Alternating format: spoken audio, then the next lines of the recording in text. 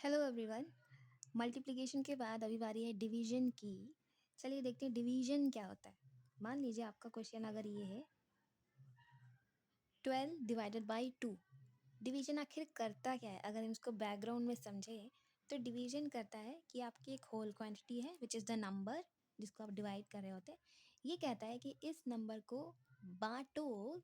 कैसे बांटना है? ये जो डिवाइज़र है 2 पार्ट बताता है, इतने पार्ट में बांटो, यानी कि ये इतने पार्ट होंगे, ठीक है। अब इतने पार्ट में क्वांटिटी जो जाएगी वो इक्वल ही भेजता है, ये डिवाइड करता है, तो कोई बायसनेस नहीं है। डिवीजन जो है एक टोटल क्वांटिटी को इतने पार्ट्स में बांटता है बेसिकली। अब इतने पार्ट में वैल्यू कितनी जाएगी वो आपका क्वेश्चन का आंसर बताता है, ठीक है। क्वेश्चन का आंसर नहीं, question is the answer. Question आपको बताता है कि एक पार्ट में कितनी वैल्यू गई होगी। ये होता है डिवीजन, ठीक है। डिवीजन जो है वो बांटता है एक नंबर को पार्ट्स में। तो मान लीजिए अगर आपका क्वेश्चन आता है कि अगर 50 बॉल्स जो हैं वो पड़ती हैं 100 रुपीज़ की, तो एक बॉल का कॉस्ट कितना है? यानी हमें क्या करना है, 50 बॉल्स को बांटना है। कितने में?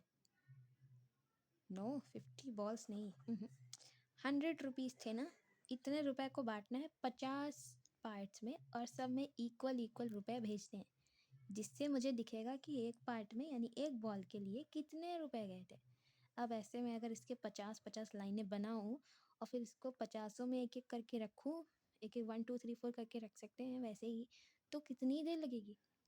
तो बेस्ट सोल्यूशन होता है डिवीजन।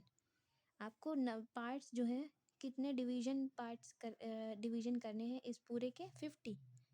तो जितना पार्ट करना है वो यहाँ रखेंगे ना, ये पार्ट बताता है ना। और किसको पार्ट करना है? 100 को। तो you just simply divide it. 50 2 is 100, है ना। देखो, और जब तक पूरा कट नहीं होता आपका जवाब आपको मिलेगा नहीं, ये भी ध्यान रखिए, ठीक है। तो पूरा कट होना ज़रूरी है। 100 को इसने 50 पार्ट्स में बांटा है और हर एक पार्ट में कितनी वैल्यू गई है ऐसे निकालना मुश्किल था, इम्पॉसिबल था। पॉसिबल है बट आप लोगों के लिए इम्पॉसिबल है। सो ये इसने आपको बता दिया कि एक पार्ट में कितने रुपए गए हैं, 2 रुपए, यानी एक बॉल कितने की थी, 2 रुपए की। तो ऐसे ही अगर आपको ऐसे क्वेश्चंस मिलते हैं बॉल्स या ये वन क्वांटिटी की वैल्यू निकालने वाले, तो division will help you here.